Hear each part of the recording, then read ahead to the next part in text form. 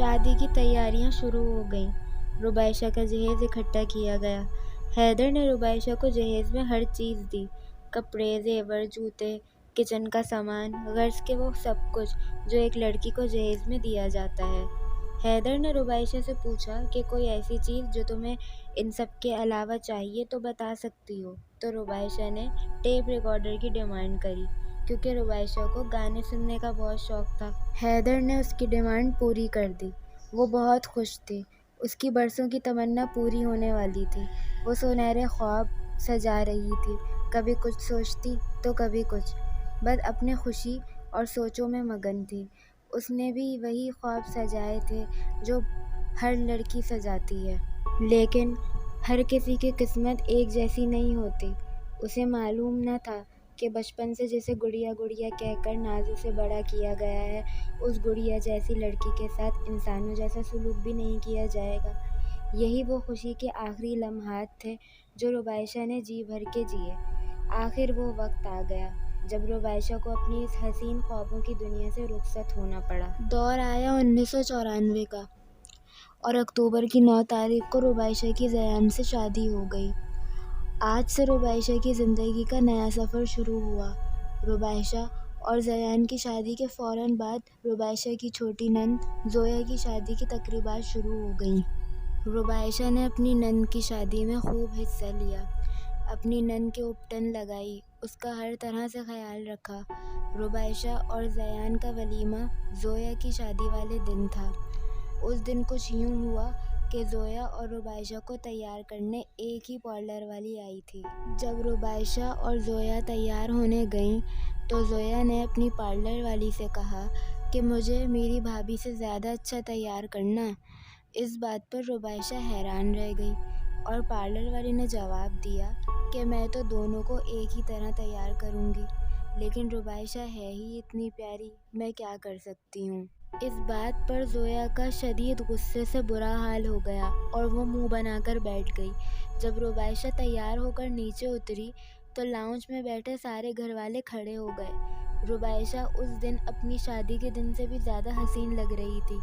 سب نے ربیشہ کی تعریف کی، یہاں تک کہ ربیشہ کا دیور جس کا نام سکندر تھا، وہ بے ساختہ ہنس کر مذاق سے کہنے لگا کہ ارے بھائی، کس اندھے نے اس گڑیا کی شادی میرے بھائی سے کر دی۔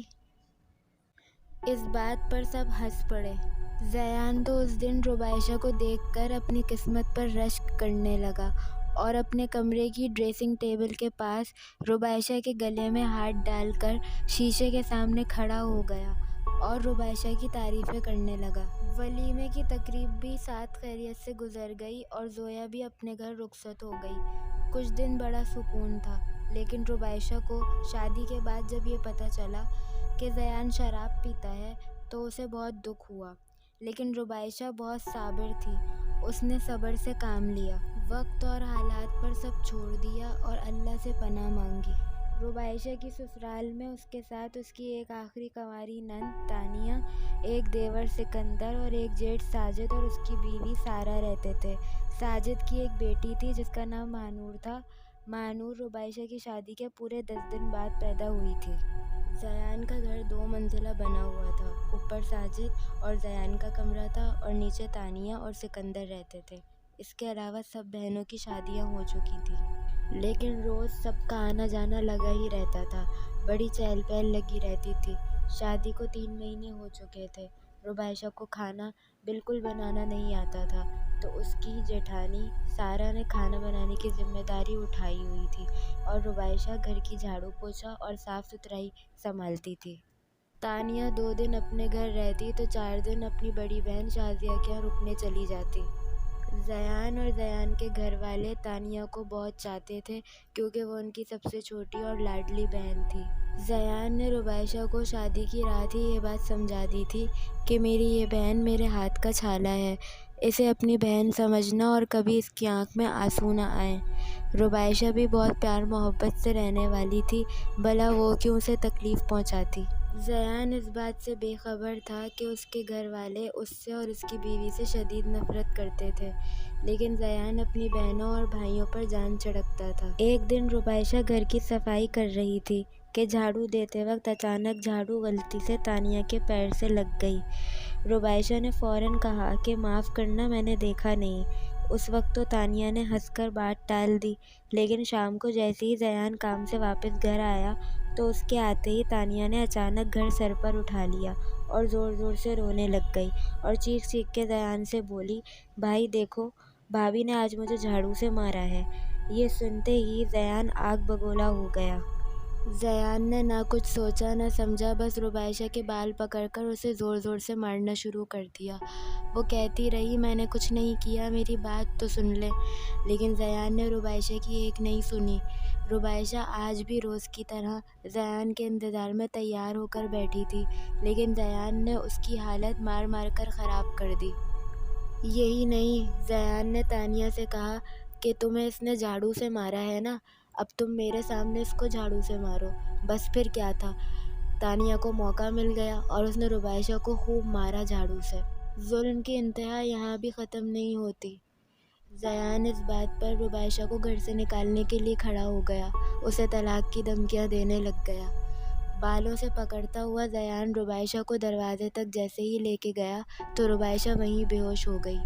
ربیشہ کے بے ہوش ہونے کی وجہ سے زیان ایک دم رک گیا۔ ربیشہ کو ہوش میں لایا گیا۔ ہوش میں آنے کے بعد ربیشہ نے ایک لفظ کسی سے کچھ نہ کہا، بس اللہ پر اس کا یقین تھا، اس بات کا انجام اس نے اللہ پر چھوڑ دیا۔ اس دن ربیشہ زیان اور زیان کے گھر والوں کو اچھی طرح سمجھ گئی تھی۔ اس نے بڑے ہی حوصلے سے اپنا گھر چلانے کی کوشش کی، وقت گزر گیا اور بات ختم ہو گئی۔ ربیشہ آخر کیا کرتی؟ نہ وہ اپنے لیے کوئی آواز اٹھا سکتی تھی اور نہ اپنے میکے واپس جا سکتی تھی، کیونکہ اس نے اپنی طلاق یافتہ بہن کا حشر جو اپنی آنکھوں سے ہی دیکھ لیا تھا، اور پھر اس کی بوڑھی ماں اور میکے کی عزت کا بھی سوال تھا۔